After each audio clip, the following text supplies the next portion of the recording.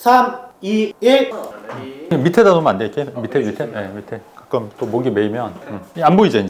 안 보여. 안 보이죠? 시작할까요? 네, 레디. 편안하게. 네. 네, 반갑습니다, 여러분. 오늘은 이제 새로운 스튜디오에서 새로운 편집자님들과 같이 이제 영상을 좀 올리려고 하는데요. 그 전에는 이제 제가 이제 개인적으로 제 핸드폰으로 대본 없이 한 번에 찍고 이제 한 번에 영상을 올리다 보니까 아무래도 좀 보시는 분들이 좀 어려워하시거나 재미가 없다는 좀 얘기도 있어가지고 새롭게 좀 영상을 올리려고 하고 있습니다. 앞으로 또 이제 앞에 계신 이제 편집자님들과 같이 영상을 좀 재밌게 좀 올리려고 하니까 많이 기대해 주시면 좋을 것 같고요.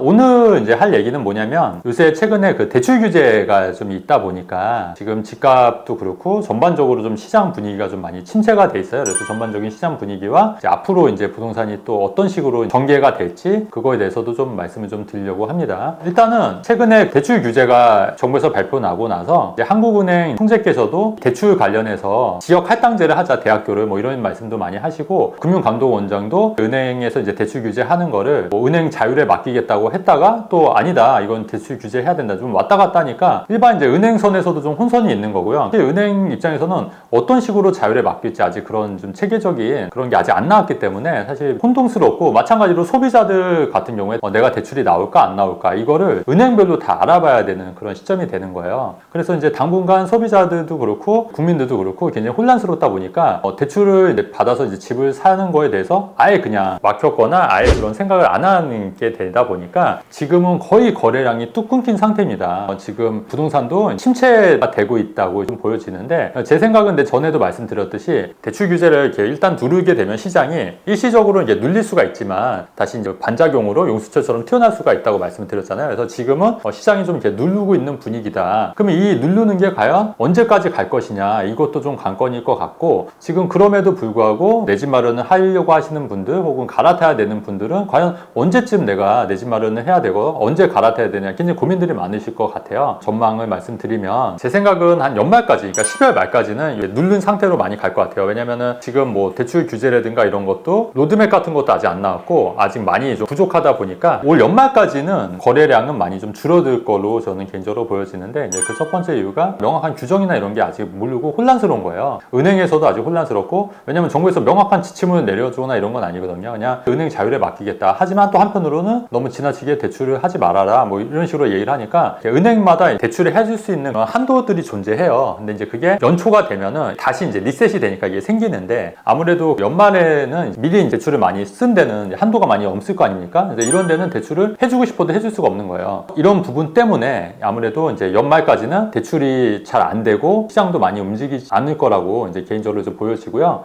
그 다음에 이제 세 번째 요인은 뭐냐면 금리가 미국에서도 이제 금리를 인하했고 물가 상승률도 이제 어느 정도 잡히고 최근에 우리나라 물가도 생각보다 좀 낮게 이제 나오다 보니까 아마 금리 인하의 가능성도 굉장히 좀 낮아지고 있다. 왜냐면 미국이 계속 금리를 내리는데 우리나라만 이제 금리를 고금리를 유지할 수는 없거든요. 그렇기 때문에 우리나라도 미국에 발맞춰서 금리를 실제로 내릴 거다. 아무래도 금리가 내려가면 대출 수요나 이런 건 증가하겠죠. 그렇기 때문에 금리 인하의 효과가 이제 서서히 작용할 거다. 이렇게 생각이 들고요. 그 다음에 이제 네 번째 요인은 뭐냐면 규제가 이제 일단은 발표가 되면 최소 3개월에서 6개월 정도만 가더라. 근데 이제 그게 그 이상 지속하기는 힘든 것 같아요. 그래서 아마 내년쯤 3개월이 지난 내년 1월 그 다음에 본격 이사철인 내년 3월부터는 부동산 거래량이 조금씩 살아나지 않을까 개인적으로 좀 그렇게 생각하는 바입니다. 향후에 부동산이 어떻게 흘러갈 것이냐 앞으로 이제 부동산이 오를 거냐 떨어질 거냐 하면 오른다면 어떤 식으로 오를 거냐 이 부분도 좀 고민을 해봐야 될 것 같은데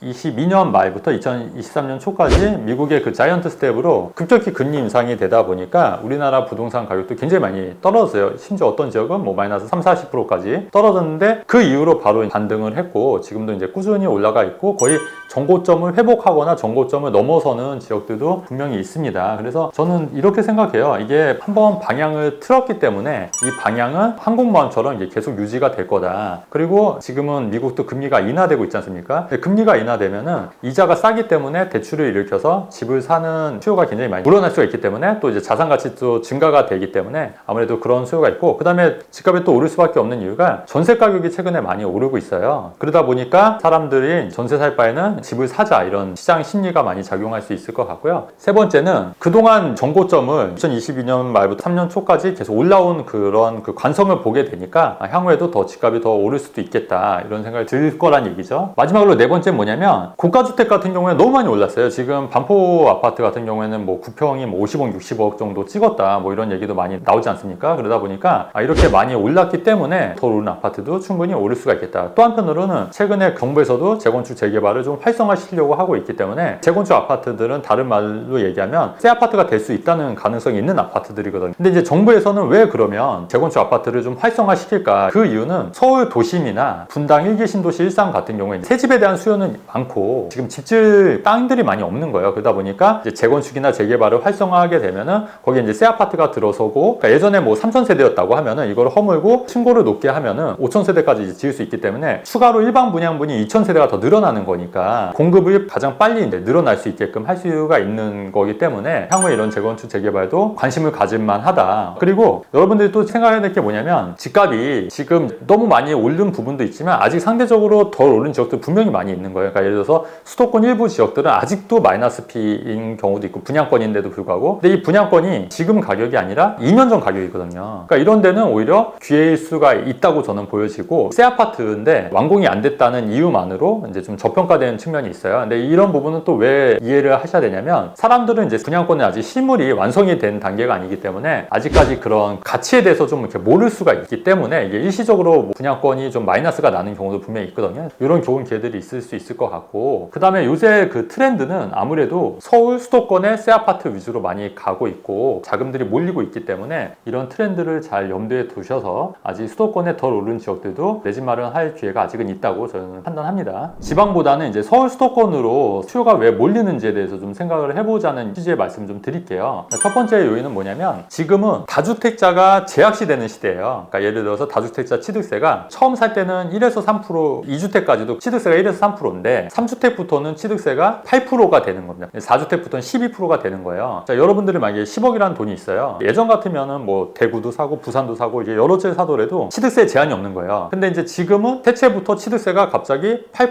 12%확 뛰어버리니까 이왕이면은 이 돈을 한 곳에 파킹하고 싶은 이제 욕구가 생기는 거죠. 그러다 보니까 서울에 한 채만 사는 게 더 유리하겠다. 그리고 그게 세금적인 측면에서도 굉장히 유리한 거예요. 5억짜리 두 채, 3억짜리 세 채 이렇게 사도 취득세가 8%확 뛰어버리니까 그럴 바에는 똘똘한 채로 가자. 그래서 이제 똘똘한 채로 더 몰리는 현상들이 있거든요. 그리고 지금은 1세대 1주택 비과세라고 해서 원래 이제 주택이 한 채만 있으면 세금이 전혀 비과세가 되는 측면이 있는데 예전에 이게 거주 요건이 2년이 있었어야 되는데 지금 이 거주 요건이 없어지고 2년 보유만 해도 비과세 되는 거예요. 근데 이게 거주 요건이 없다 보니까 조정 지역을 제외한 서울에 있는 아파트를 한 채 사더라도 비과세가 되기 때문에 대구에서 내가 대구에 있는 아파트를 한 채 사는 것보다 서울에 있는 아파트 한 채를 사서 전세를 주고 그 돈을 가지고 2년만 보유해도 세금이 비과세니까 이왕이면은 서울이나 수도권 쪽에 집을 사고 싶은 원정 투자자들이 더 늘어나는 거예요. 또 이제 인구 소멸도 있는 게 사람들이 이제 인구가 줄면 지방의 소도시가 인구가 주는 거지 사실 서울이나 수도권에 이런 지역들이 인구가 주는 건 아니잖아요. 그러다 보니까 이제 서울과 수도권은 집값이 오르지만 지방은 더 오히려 가격이 떨어지는 양극화 현상이 벌어지는 거고요. 그 다음에 이제 세 번째 이유는 뭐냐면 일자리가 아무래도 서울이나 수도권에 많이 늘어나고 있어요. 최근에 정부에서도 하려고 하는 게